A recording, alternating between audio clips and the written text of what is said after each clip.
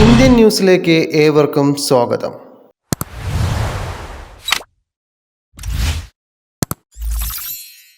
Israel നാവികതാവളത്തിനു നേർക്ക് 160 മിസൈലുകൾ തൊടുത്ത് Hezbollah, 11 പേർക്ക് പരിക്ക്.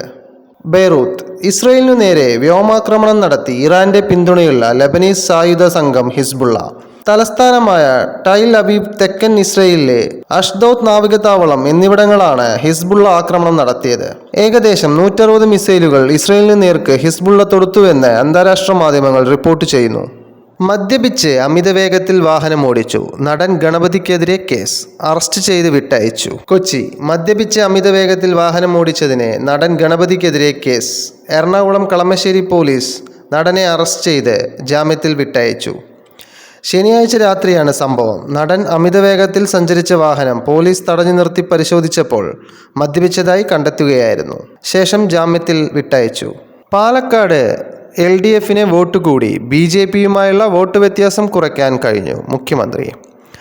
കോഴിക്കോട്: ഉപതെരഞ്ഞെടുപ്പിൽ പാലക്കാട് LDFന്റെ വോട്ട് വിഹിതം വർദ്ധിപ്പിക്കാനും BJPയുമായുള്ള വോട്ട് വ്യത്യാസം കുറയ്ക്കാനും കഴിഞ്ഞെന്ന് മുഖ്യമന്ത്രി പിണറായി വിജയൻ.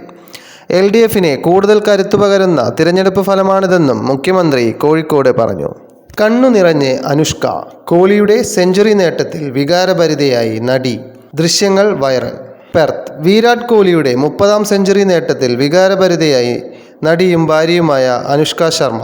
പെർത്തിൽ ഓസ്ട്രേലിയക്കെതിരായ ടെസ്റ്റിൽ കോഹ്ലി സെഞ്ചുറി നേടിയപ്പോഴാണ് അനുഷ്കയുടെ കണ്ണുകൾ നിറഞ്ഞത്.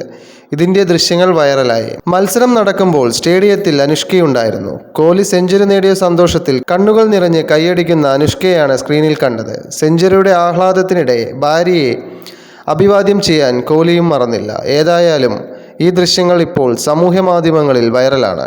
ആൺ സുഹൃത്തിനെ ബന്ദിയാക്കി 15-കാരിയെ പീഡിപ്പിച്ചു, ട്രക്ക് ഡ്രൈവർ അടക്കം 2 പേർ പിടിയിൽ. രായ്സേൻ: മധ്യപ്രദേശിലെ റായ്സൺ ജില്ലയിൽ പ്രായപൂർത്തിയാകാത്ത പെൺകുട്ടിയെ പീഡിപ്പിച്ച കേസിൽ ട്രക്ക് ഡ്രൈവർ അടക്കം 2 പേർ പിടിയിൽ. 15-കാരിക്കൊപ്പം ഉണ്ടായിരുന്ന സുഹൃത്തിനെ ബന്ദിയാക്കിയ ശേഷമായിരുന്നു പീഡനമെന്ന് പരാതിയിൽ പറയുന്നു. ശനിയാഴ്ച വൈകുന്നേരമാണ് കേസിനാസ്പദമായ സംഭവം നടക്കുന്നത്. പെൺകുട്ടിയും ആൺസുഹൃത്തും സിൽവാനി സാഗർ റോഡിലുള്ള സിയാർമോ വനത്തിലെ വൻദേവി ക്ഷേത്രം സന്ദർശിച്ച് മടങ്ങുകയായിരുന്നു. ഇരുചക്ര വാഹനം വഴിയിൽ നിർത്തിയിട്ട ശേഷമായിരുന്നു ഇവർ വനത്തിനുള്ളിൽ പ്രവേശിച്ചത്. ഗൂഗിൾ മാപ്പ് നോക്കി കാർ ഓടിച്ചു, നിർമ്മാണം പൂർത്തിയാകാത്ത പാലത്തിൽ നിന്ന് വീണ് 3 പേർ മരിച്ചു. ലഗ്ന: ഗൂഗിൾ മാപ്പ് നോക്കി കാർ ഓടിച്ച 3 സംഘം നിർമ്മാണം പൂർത്തിയാക്കാത്ത പാലത്തിൽ നിന്ന് വീണ് മരിച്ചു. പുഴയിലേക്ക് വീണ വാഹനം വെള്ളത്തിലേക്ക് മുങ്ങുകയായിരുന്നു. ഉത്തർപ്രദേശിലെ ബറേലി ജില്ലയിൽ ശനിയാഴ്ചയാണ് സംഭവം നടന്നത്. അപകടത്തിൽ മരിച്ച 2 പേരെ തിരിച്ചറിഞ്ഞിട്ടുണ്ട്. ഒരു വിവാഹത്തിൽ പങ്കെടുക്കാനായി ഗുരുഗ്രാമത്തിൽ നിന്ന് ബറേലിയിലേക്ക് വരികയായിരുന്നു ഇവർ. ഗൂഗിൾ മാപ്പിനെ ആശ്രയിച്ചായിരുന്നു യാത്ര. അങ്ങനെയാണ് പണിതീരാത്ത ഫ്ലൈ ഓവറിലേക്ക് വാഹനം ഓടിച്ചെത്തിയത്. കാർ മറിഞ്ഞ് രാംഗംഗ നദിയിലേക്ക് വീഴുകയായിരുന്നു. ചെന്നൈ വലയിൽ 3 ഗോളുകൾ നിറച്ചു. കൊച്ചിയിൽ ബ്ലാസ്റ്റേഴ്സിന്റെ ആധിപത്യം, ആരവത്തിൽ ആരാധകർ. കൊച്ചി: ഇന്ത്യൻ സൂപ്പർ ലീഗിൽ വിജയവഴിയിൽ തിരിച്ചെത്തി കേരള ബ്ലാസ്റ്റേഴ്സ്. കൊച്ചി ജവഹർലാൽ നെഹ്റു സ്റ്റേഡിയത്തിൽ നടന്ന മത്സരത്തിൽ ചെന്നൈയിൻ FCയെ ഏകപക്ഷീയമായ 3 ഗോളുകൾക്കാണ് തകർത്തത്. ഈ ജയത്തോടെ കഴിഞ്ഞ 3 കളിയിലും തോറ്റതിന്റെ ക്ഷീണം തീർക്കാൻ കൂടി ബ്ലാസ്റ്റേഴ്സിന് സാധിച്ചു. മലയാളി താരത്തിനായി വാശിയേറിയ ലേലം. വിഷ്ണു വിനോദ് 95 ലക്ഷത്തിന് പഞ്ചാബിൽ. Jeddah: Indian Premier League cricket mega താരലേലം ജിദ്ദയിൽ പുരോഗമിക്കുന്നു. ജിദ്ദയിലെ അൽ അബൈദ് അൽ ജോഹിർ തിയേറ്ററിലാണ് ലേലം. ഞായറാഴ്ചയും തിങ്കളാഴ്ചയുമായി 2 ദിവസങ്ങളിലായാണ് ലേലം നടക്കുന്നത്.